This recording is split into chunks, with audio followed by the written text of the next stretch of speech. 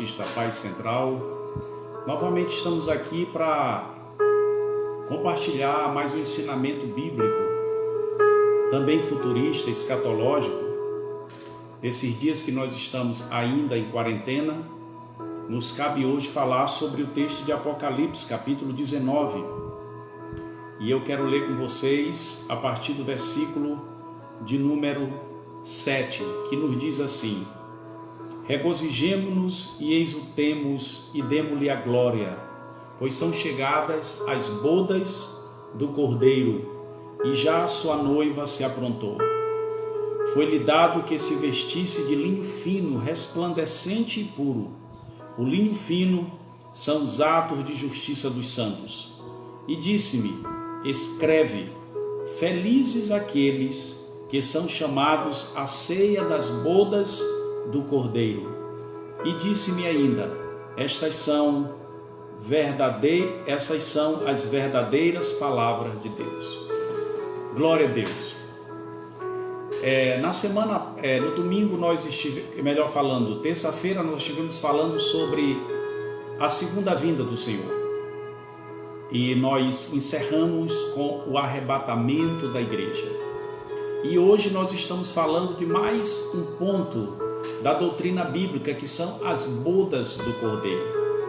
Apóstolo, o que é boda? Isso é comum porque a gente sempre realiza casamento. Bodas significa casamento, enlace matrimonial, toda aquela estrutura do casamento.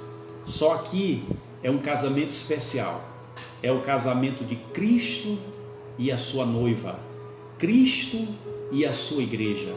Estará falando do nosso encontro com Ele, pega desde a vinda do Senhor até a nossa inauguração nos portais celestiais.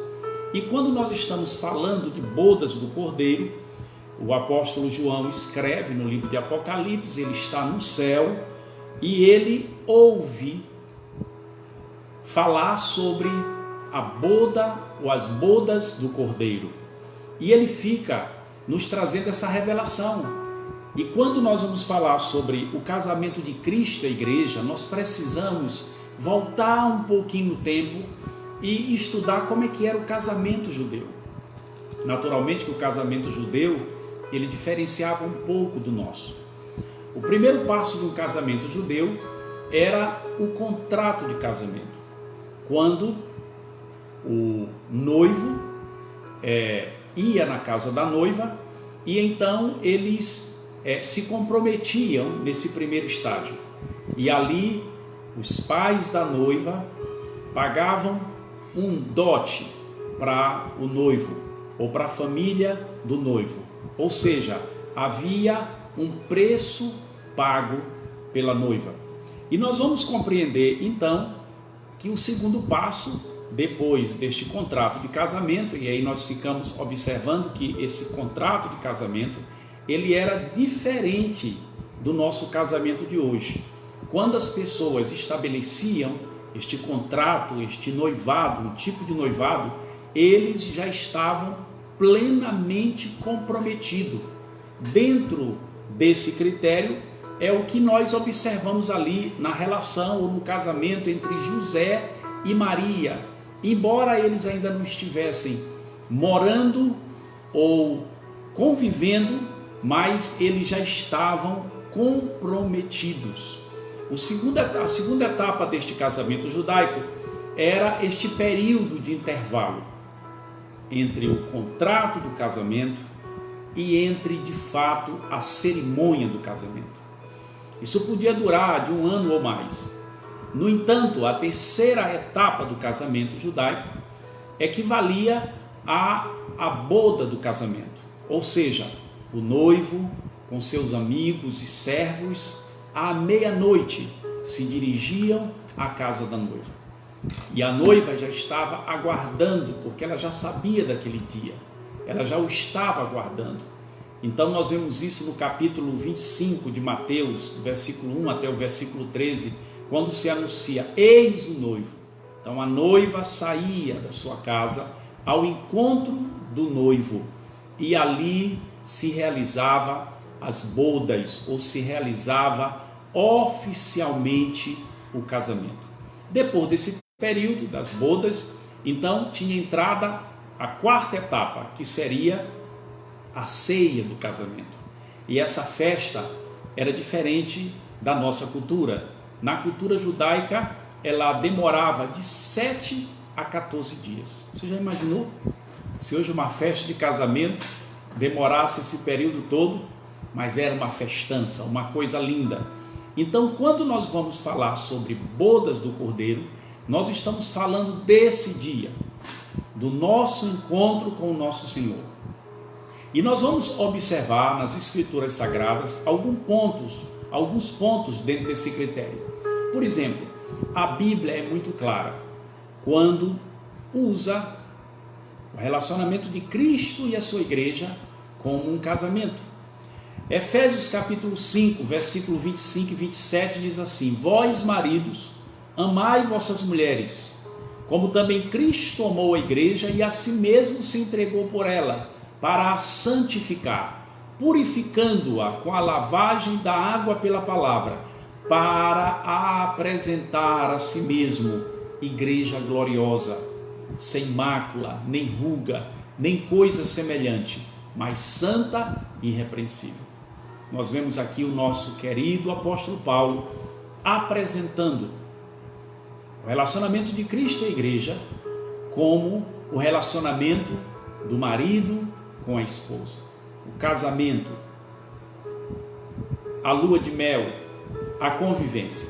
Nós ainda vamos falar sobre a parábola das 10 virgens, que está, como falamos ainda agora há pouco, Mateus capítulo 25, de 1 a 13, mostrando esse enlace, essa cerimônia que era de um casamento judaico.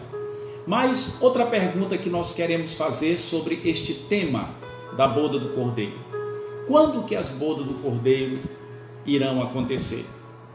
Subsequente ao arrebatamento da igreja, ao rapto da igreja.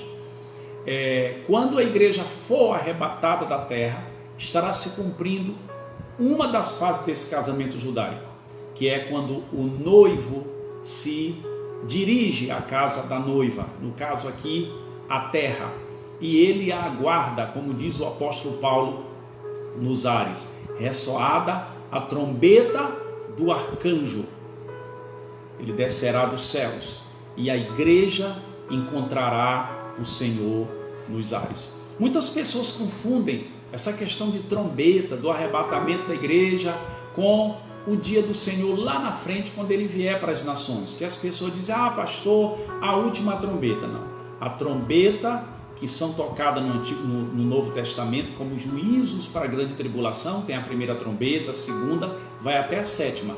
Aquilo é uma trombeta de punição, de juízo. Lá quem tocam as trombetas são os anjos. Aqui em capítulo 4 de 1 Tessalonicenses, quem toca a trombeta para as bodas do Cordeiro ou para o arrebatamento da igreja é o arcanjo. Há uma diferença e nós precisamos fazer essa distinção. Também nós observamos que quando uma trombeta ela era tocada, ela tinha várias maneiras de ser tocada. Por exemplo, quando nós estudamos a história de Gideão, nós vemos ele usar a trombeta, e a Bíblia diz assim: tocou a trombeta, arrebate. Ou seja, ele fez uma convocação e todas as tribos de Israel o acompanharam. Porém, nós vemos no livro de Joel o Senhor dizendo: tocai a trombeta em Sião. Aquilo é outro toque de trombeta, é uma conclamação para o arrependimento. Então, quando a igreja irá subir, ou quando as bodas do Cordeiro irá acontecer? Irá acontecer quando a trombeta do arcanjo for tocada. Glória a Deus. Então fique esse entendimento para nós sobre esta curiosidade.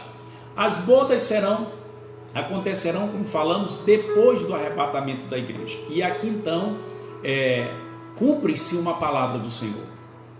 João capítulo 14, versículo de 1 a 13 nos diz: não se turbe o vosso coração, crede em Deus, crede também em mim.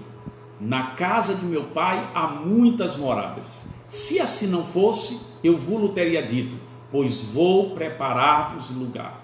E quando eu for e vos preparar lugar, voltarei e vos recebereis para mim mesmo, para que onde eu estiver, estejais vós também. Coisa maravilhosa. O Senhor exprime naquela hora algo que ele move-se no seu profético. E ele diz, na casa de meu Pai. Ele está falando no céu. Ele está falando na glória.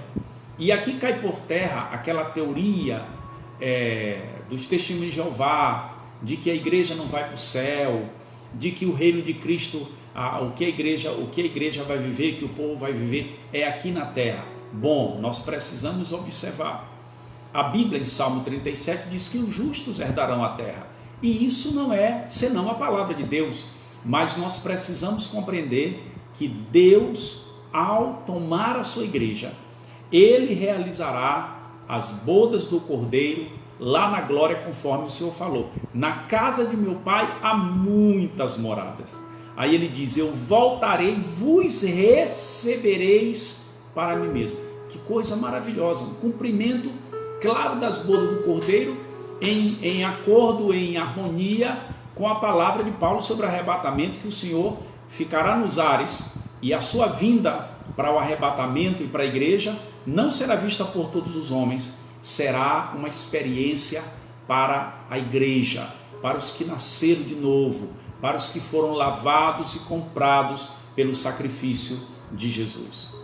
Nós também vamos observar muito claramente que as bodas do Cordeiro, elas são uma prova muito clara de que a igreja não vai passar pela grande tribulação.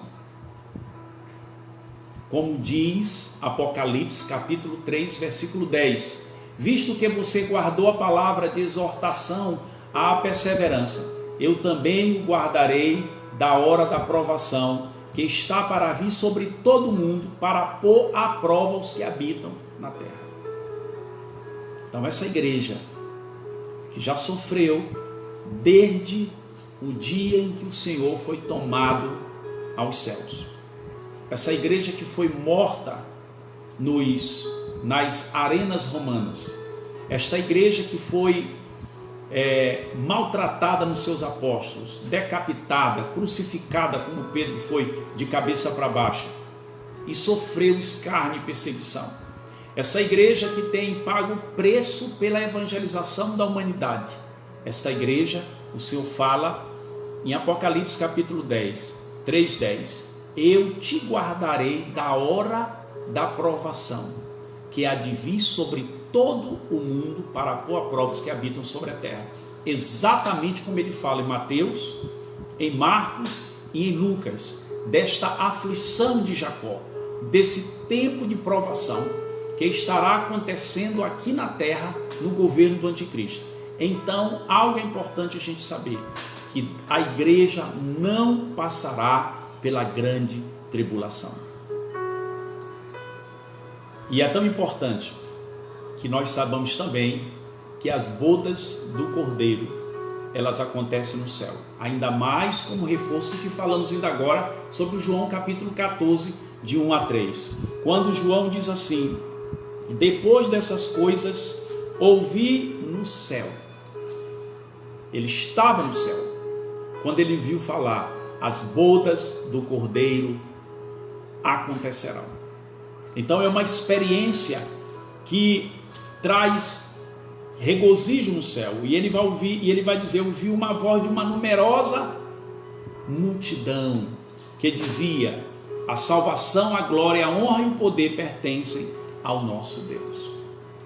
Então as bodas do Cordeiro é o casamento de Cristo e a sua igreja. Imagine que aqui na terra, mesmo os casais mais simples, eles querem fazer alguma coisa no dia do seu casamento. Imagine o Senhor.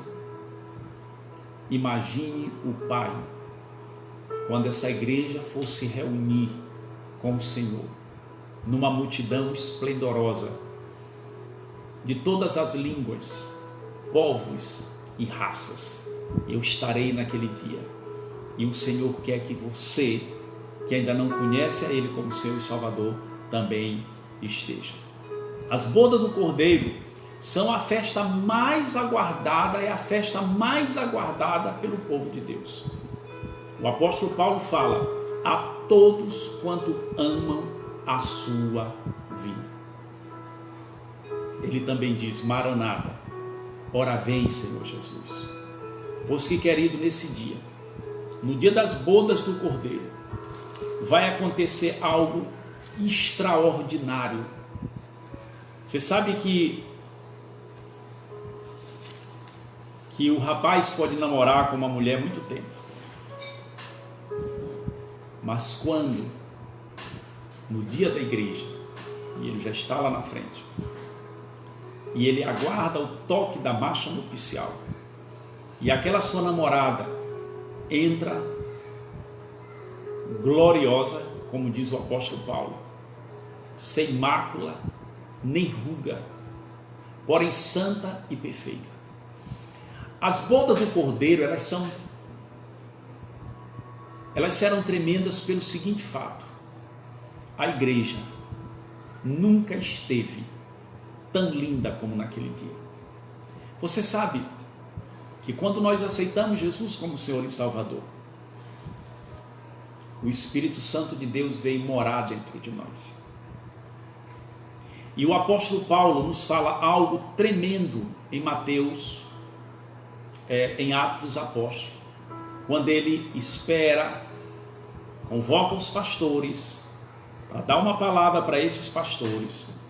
Então ele se exprime para esses pastores desta forma, falando sobre a igreja. Ele diz algo tremendo, e eu quero ler com vocês neste momento, capítulo de número 20 de Atos Apóstolos.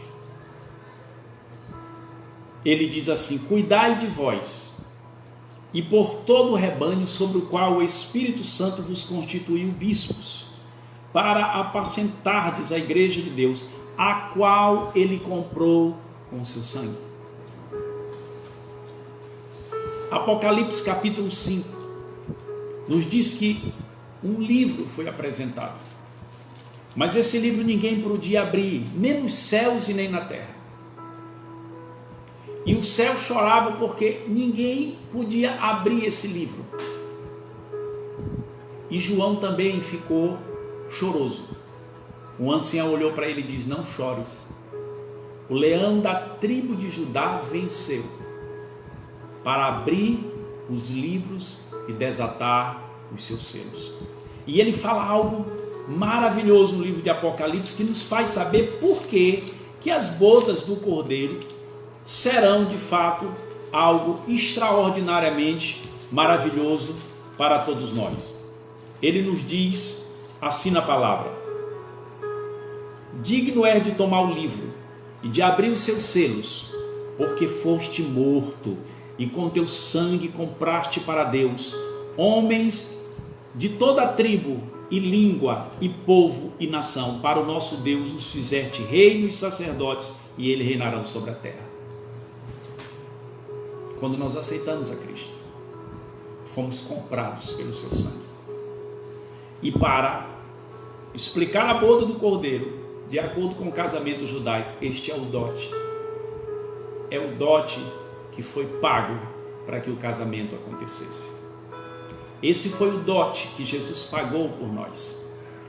Efésios capítulo 1, versículo 13, nos diz: e vós estás nele, depois que ouviste o evangelho da vossa salvação, tendo nele também crido, fostes selados com o Espírito Santo da promessa.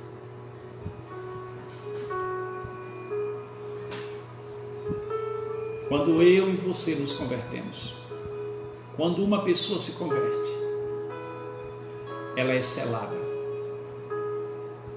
Aquele preço que foi derramado na cruz do Calvário, de fato, redime essa pessoa, perdoa esta pessoa, faz dessa pessoa parte da igreja, insere esta pessoa no corpo vivo de Cristo.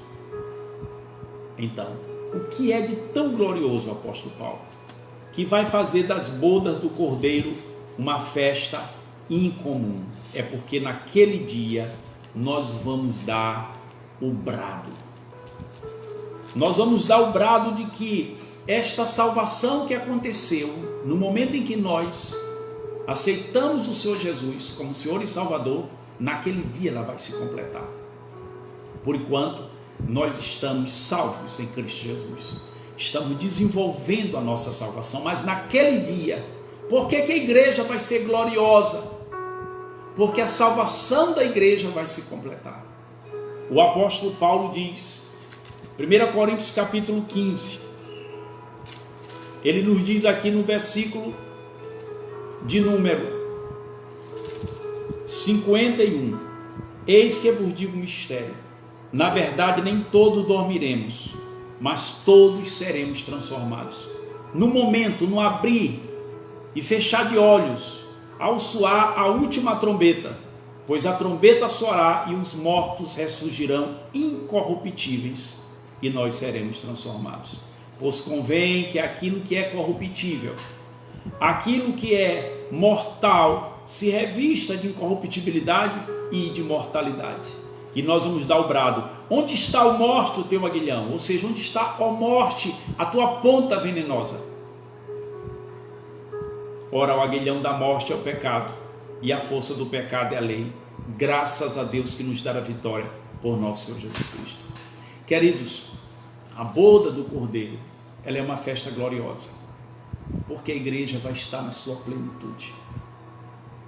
A igreja não terá mais em si as marcas do pecado. O que traz a lembrança do pecado é esse corpo.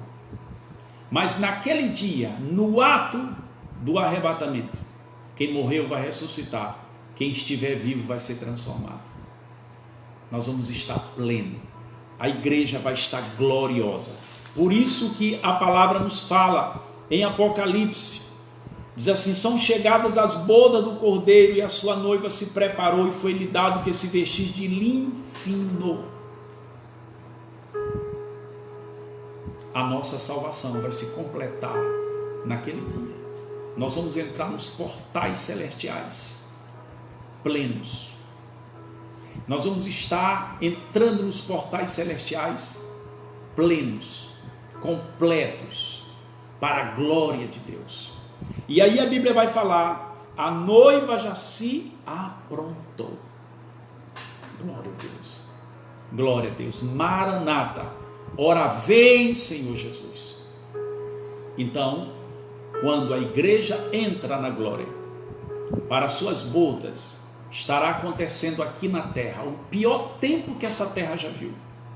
Observem, em contrapartida da alegria da igreja, vai estar acontecendo aqui na terra o pior tempo.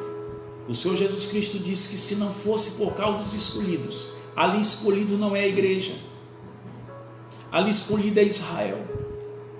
Se não fosse por causa dos escolhidos, esse tempo, se não fosse por causa de Israel, esses dias não seriam abreviados.